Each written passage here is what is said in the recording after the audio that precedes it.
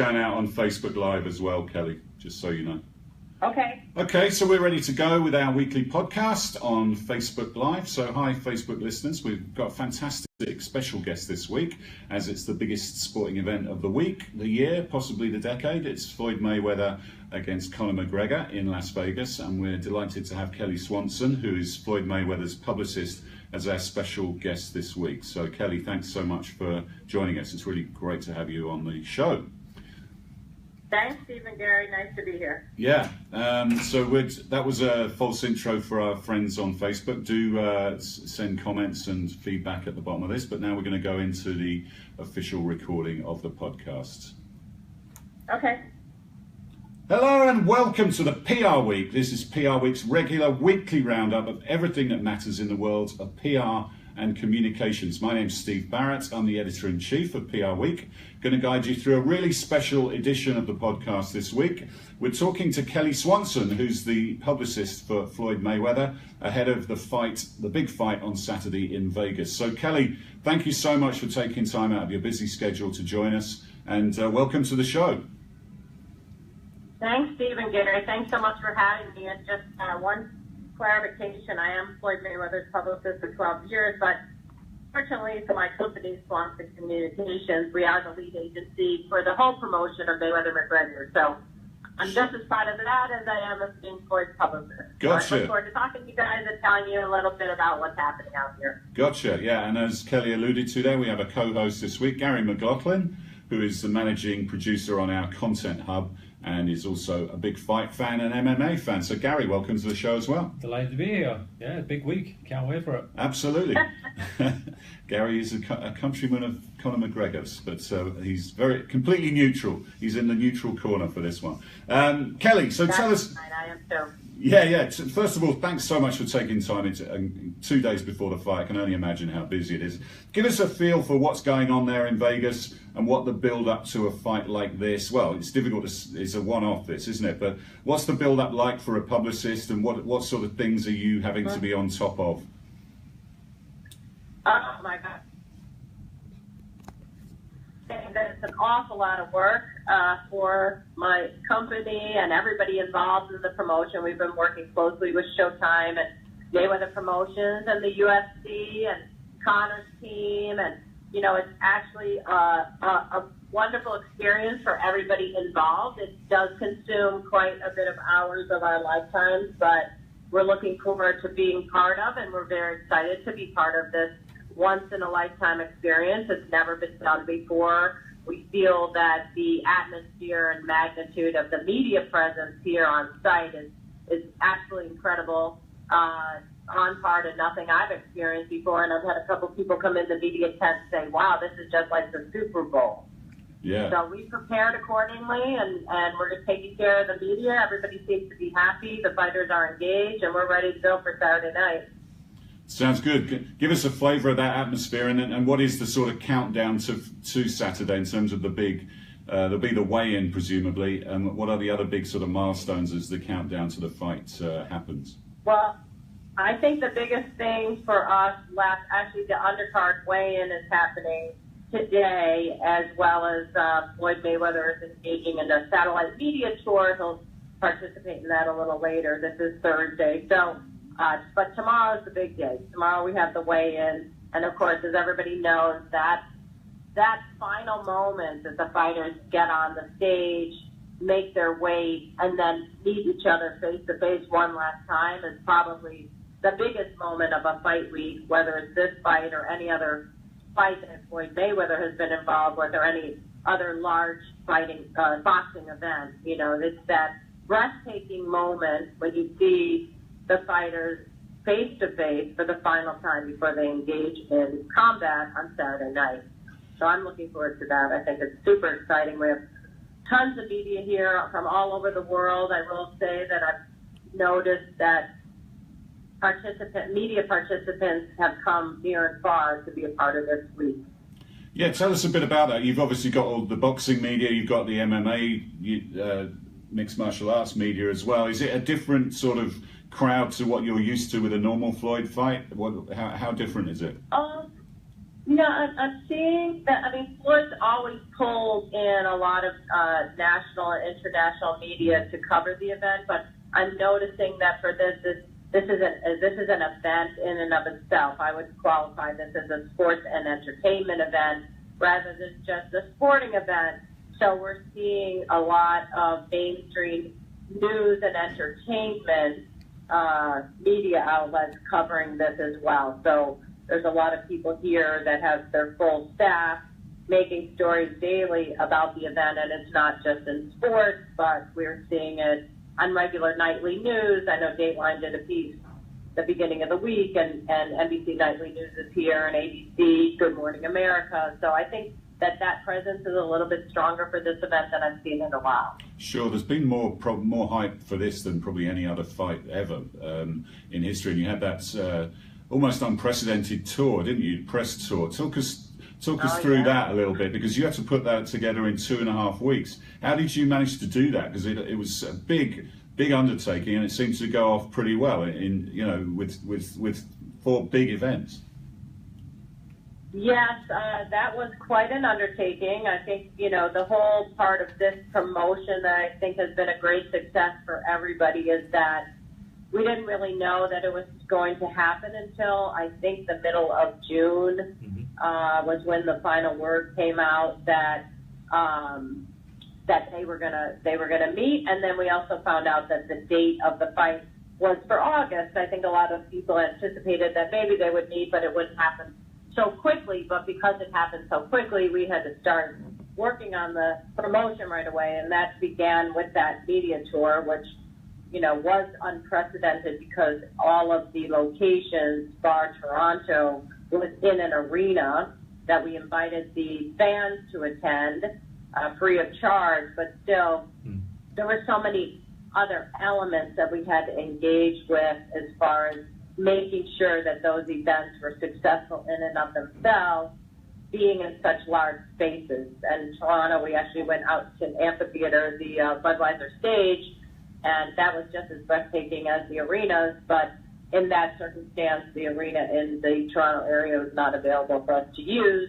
So we got very lucky, I'd have to say, that we were able to work with Staples Center and Barclays Center in New York, which does do a lot of fights. They both have had a lot of fights in their history. So there were relationships there, and we were able to engage in having the venue be available for the tour. I think we did kind of set the tour in motion based on the availability of those Kelly, I was just going to say, venues. With so many different partners involved in this, you have Mayweather Promotions, you have McGregor Sports and Entertainment, you have the UFC, Showtime, yourselves. How difficult was it getting everybody to be on the same sort of brand messaging for these events and sort of going forward as well? You know what? I think everybody was very cooperative from the beginning. There weren't too many. I do the marketing and PR, and really I oversee the media efforts for the fight, not even so much some of the branding and messaging that happens. That kind of gets relayed to me once it's in place. But even for the fight and the tour, the branding and the messaging was Mayweather-McGregor. And it was interesting because that's all you had to say, and people were enlightened and ignited by that right away. So that was kind of the message there. I do know that it was important that the fans were engaged in that tour because the fans were the ones that helped the fighters make that happen. It really was the fighters that were calling each other out, and the fans were like, yeah, let's see it. Yeah, so that's what I was just going to ask you. The messaging from the beginning. CEO Mayweather Promotions, Leonard Elvey, he's come out recently in the media and said that social media played a vital role in building this fight up. Can you talk us through some of the analysis of that? Because I know it started picking up a lot of momentum in 2016 when they started talking about each other, and every time it seems that they mentioned each other on social media, the interaction, the engagement levels went through the roof. So can you give us some analysis behind that about when it started becoming real and the momentum picked up? You know what? I think for probably 18 months there was conversation about this happening, and I think initially people just said, no way is it going to happen. You can trace the history of the media's response to the rumor quote-unquote rumor that was taking place at the time. And, you know, you can look back at their stories and say, no way would Mayweather-McGregor ever happen. And then as it kept on building and even the fans were responding to Twitter, I think you saw the potential shifting a little bit. And I think as the media kind of shifted, then the whole story started shifting. And then it became, oh, could this really happen? And then the fighters were really engaged. I know Floyd started, he did a world tour in January in the UK and, you know, right in Conor's backyard. And I think that he stepped his game up a little bit and called Conor out because he had heard Conor talking a little bit. And, you know, I think that that helped a lot too. And so while he was on that tour, the media covered the events that he was attending, and they got wind of what he was saying, and I think that got back to McGregor, and then it really picked up a lot of steam at that point and led us to where we are today. And then when Floyd won his last fight and made him 49-0 and announced his retirement, did you think that was it? And then when he started talking about coming out of retirement, did you say, oh, this is obviously real and we got to go back on the road again and do this one last time? Yeah, pretty much. I forgot what it was like. I forgot what it was like. Just when you think you're out, they pull you back in. And exactly. I mean, I think it took something like this, though, to pull him back out. You know, I don't think he was just going to fight to fight, and he's always been a part of really big events. So I think once he understood and realized, and he might have been one of the, I think the fighters were actually the first to realize this could happen, and it could be huge, and they're going to make a lot of money. Yeah. And, you know, once he saw his sights, set his sights on this, he wanted to make it happen, and it did. So we're back once again. And then it came out during the week that ESPN saw that you guys, Mayweather Promotions, they've already trademarked the stuff such as TMT 50 and TB 50. Is that a big part of what you're looking to do Sunday and Monday if he comes out victorious? You know what? I'm sure they have something in place. That is the Mayweather Promotions brand that they oversee those. Trademarks on those. And honestly, we've been working so hard on the promotion itself. I haven't even had any discussions about that. But if in fact they do have a plan in place, I'm sure we will be able to help facilitate getting the word out about those different items that they'll be putting in place. Kelly, what can we expect on Saturday? You've got the sort of boxing purists who say, you know, this is a farce, this shouldn't be happening. You've got obviously a lot of intrigue about how's Conor going to perform in a boxing ring. He's never been in there before, but you know, you see him, he's done a lot of training. He's obviously a serious athlete, and Floyd is, you know, as he said himself, he's not fought for a while and he's getting on a bit. So what can we expect, and how do you see the fight playing out Saturday night? I mean, I think as the fighters have said, you know, they're both very competitive. Conor 100% believes in the fact that he could dethrone Mayweather and give him his first loss, and Floyd is very confident too. But, you know, you never know what can happen in the squared circle, and, you know, whether it's a lucky punch or it's a strategy that's in place that, you know, it is really true that if you look at the odds on paper, that Conor has a lot of the advantages being younger. He's going to be bigger in the ring. He is pretty strong. He's had 2 knockouts via boxing in his own MMA career. So I think that you don't know what's going to happen. I mean, on the sports bet book, you know, Mayweather's definitely the favorite. And I think that, you know, he's going to do his best to show Conor why he should be in a boxing ring. But that's a whole other story. But I think that everybody can look forward to a spectacular event. The curiosity is probably the biggest and one of the driving forces of this promotion, because no matter what you say about it, whether you think it's a farce or you think it's real, everybody's wondering what's really going to happen that night, Saturday night. For sure, so while you have that element, that's why you have over 1,000 media members credentialed for the event. You have people here engaged and doing live feeds from all over the press tent to the T-Mobile Arena to the MGM Grand. So, I think that the intrigue is there, and that's what makes it so special and historic. And I certainly know that I'll be telling this story for a long time to those that would care to listen. Absolutely, and we'll definitely be among that crowd. You've said that Floyd is a bit of a dream to work with on the promotion side, that he's well aware of the publicity side of the process. At what point? Right. Yeah, and that comes through. But at what point is it kind of game time, and he has to basically concentrate on business and just sort of 100% focus on the fight? Like he's always had, unlike other sports, in boxing, we tend to have the fighters working through the week. And I think it's a little different, too, because when you get to his level, you don't fight as often. So the demand for you to facilitate what you need to facilitate to help create your own success. Mayweather's a whole different story because he knows the more successful it is, the more financial gain he has. So he understands that, and so he's actually doing his satellite media tour today, Thursday, and then he'll be at the weigh-in. He went and trained at the gym, and he had media at the gym last night. So he's a worker bee, he understands his role and his obligations, and maybe after the weigh-in he goes home and he's with his family and just sits and takes his time. But other than that, he's pretty much a hard worker all the way through. Gotcha. And just going back to that press tour, there were obviously a couple of controversial moments. There were some racial slurs thrown around and homophobic comments.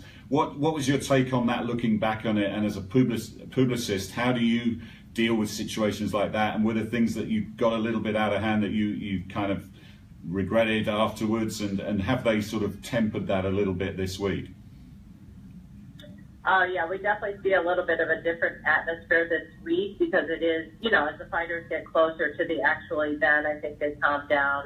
But in terms of the tour itself, yeah, there were certain situations that comments made on both sides that we probably wish we could take back. But I think the build-up for both of those guys, and, the tour was the first time they ever saw each other in person. They had never, ever run across each other's paths before, but had done a lot of talking in the media to each other. So I think that even raised the bar a little bit. And then, Conor McGregor he's a good trash talker, and I don't know, if people notice that he probably out trash talked Floyd because that's not really Floyd's MO, but at a certain point he could only take so much, and he did have that one homophobic slur, but he immediately apologized, and, he didn't, this is the truth, he didn't even realize he had said it until afterwards. It's no excuse, but he felt really badly. But I think he had reached this boiling point and kind of went to the street and used that word in a way that he didn't mean it to be offensive to any group of people, but, he is a fighter, and it's kind of what else you say to a guy that's been harassing you for 4 days.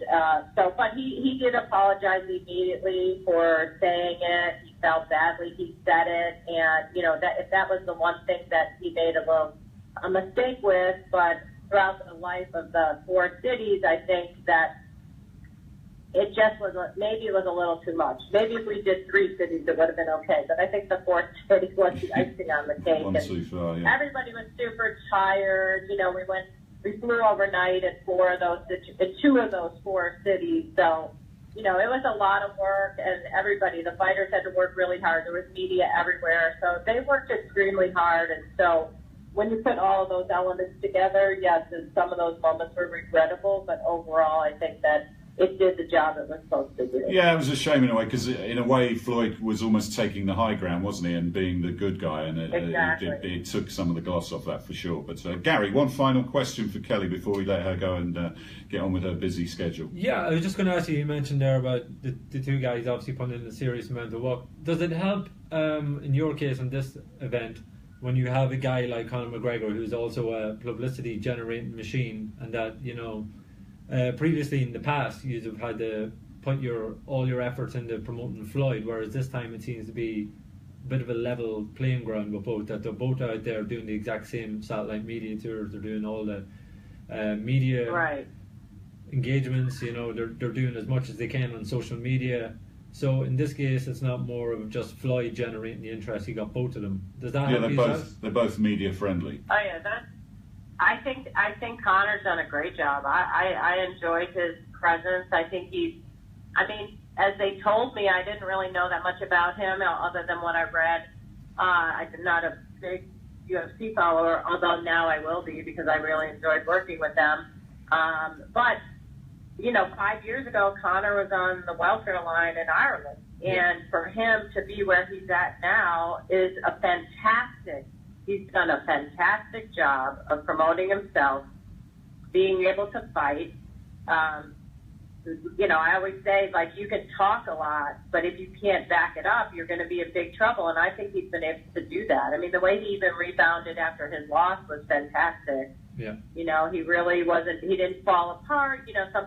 Some of the fighters lose and they fall apart and don't know what to do with themselves. And Connor brushed off that loss and kept on rolling, and look where he is now. So I've liked his presence in a promotion, and I agree with you. It's really nice to have both sides doing what they need to do to make the event as big as it's going to be, and it's going to be really big Saturday night. There's no doubt in my mind that this will break all records as far as pay-per-view sales.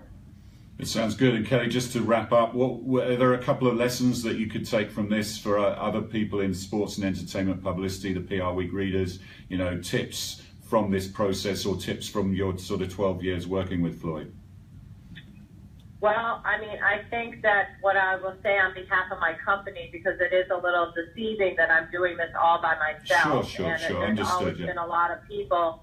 Yeah, there's always been a lot of people involved in it. But I think that even as a small business, if you set your mind and sights on something, you can do anything.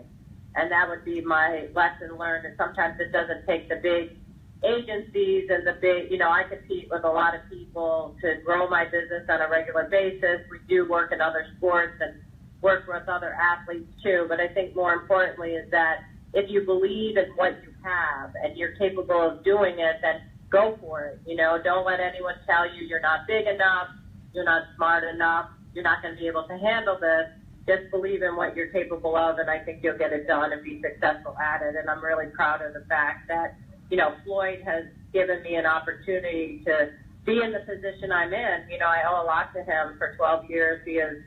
We've been together. He hired me 12 years ago, and he's helped me grow my business. It's good business for me, Mayweather business. So I appreciate that he's always been engaged in the process. And, it hasn't been the easiest because the athletes are individuals and they do have feelings and emotions that go with having to perform not in the ring, but also all these responsibilities that go with, doing all of these events and interviews and everything that, goes with it. So,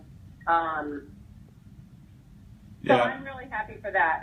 My phone is ringing off the hook right now. I'm so sorry. I don't know if you guys are for that beeping, but oh my gosh, I'm getting crazy busy. So I'm sorry. All right, Kelly, thank you very much. Thank you for joining us. We really appreciate it, and good luck with the next 2 days. Watch the fight. Everybody buy the fight. We will definitely be watching. Don't worry. Bye-bye. Thanks, Bye. Kelly. So, Gary, you're an MMA fan. I'm a fight fan. I'm going to go for Floyd because I want boxing to come out on top. I'm nothing against McGregor, but you're also an Irishman. Are you going to go for Conor? Put me on a putting you on the spot. Uncomfortable predicament here. Heart says McGregor, but head obviously says Floyd.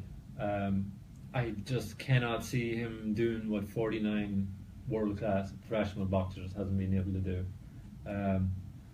I would be delighted if he proves me wrong, but experience has to go to Floyd. Everything that points to a victory, you would have to say Floyd Mayweather. But again, I'd be delighted if he proved me wrong. I know he's going to be heavier than Floyd Mayweather. He's going to have a longer reach. He's obviously 11 years younger than him.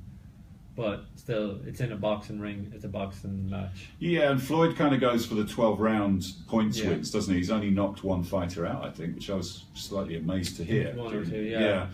So McGregor's going to have to learn to go 12 rounds, which in MMA, you don't do that. You're fighting for a much shorter, more intense period, aren't you? Another thing as well that's going to hinder him, he's even come out and said this himself, in MMA, he's allowed to keep going. If he knocks Mayweather down, normally he would finish them on the ground. Yeah, Keep you going. can't do that in boxing. Referee gets in your way this time and allows him some seconds to recover. That's obviously going to play a part in it. But Floyd Mayweather's best in the business of what he does. If McGregor manages to take him the full 12 rounds, I think that's a promotional win for McGregor, that he was able to take the best boxer probably of his generation the 12 rounds. But I can't see McGregor winning everything. He's really got, if he's going to win it, he's probably got to knock him out in the first few rounds. Yeah, Floyd Mayweather is a lot of people say he's a 6-round fighter, and those rounds are 7 to 12. He'll just tear you apart.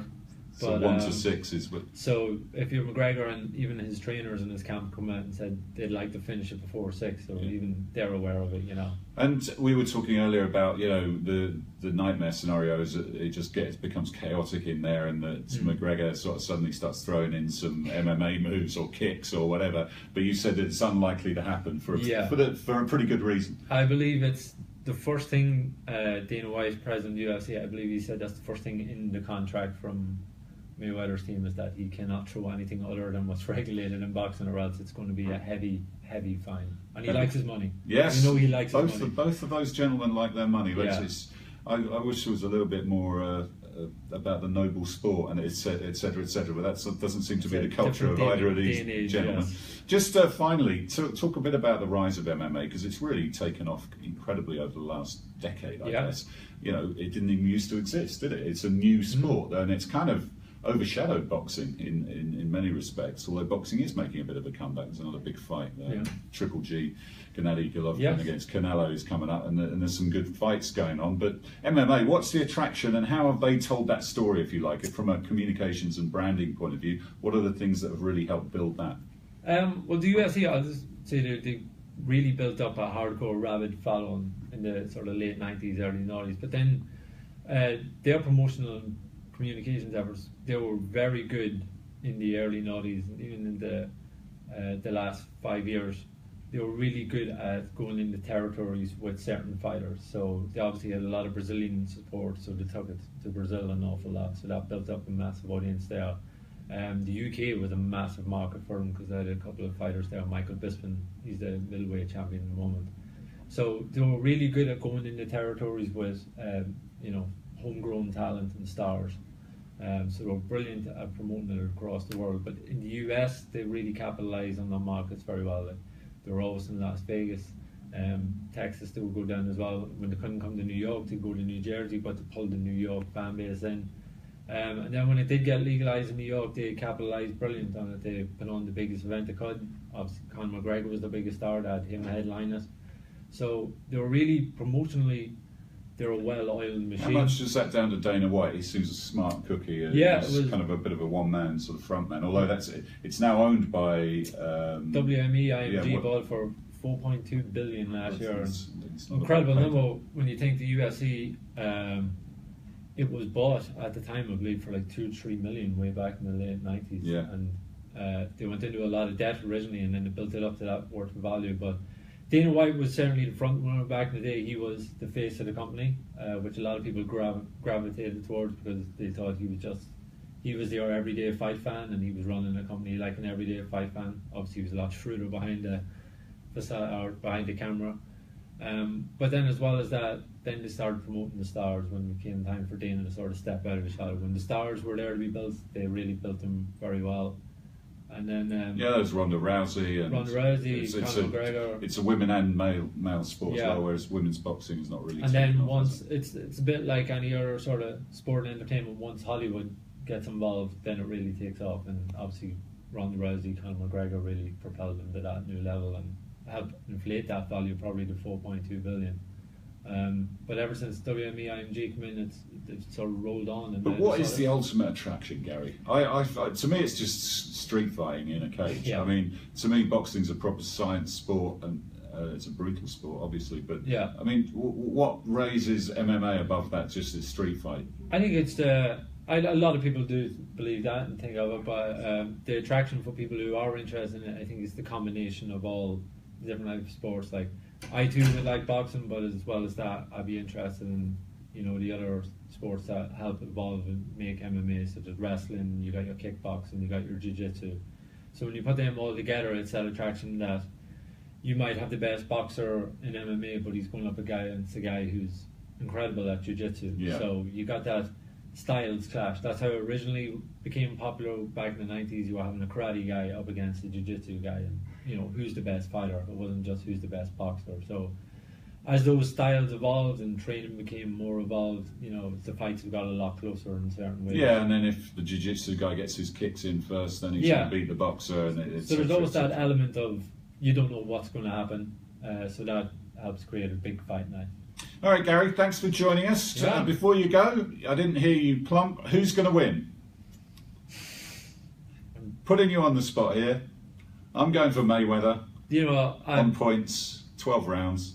I've read enough stuff in the last week, but I'm still going to say Floyd Mayweather, even though McGregor has 99% convinced me, but it just hasn't got me to full 100 yet. The hype is convincing you. All right, thanks, Yes. Gary, for joining us on this special edition of the PR Week. Thank you to Kelly Swanson, who had to dash off. She's very graciously gave us a lot of time 2 days before the fight, and we really appreciate that. But that's all we got time for. We'll see you next time on the PR Week.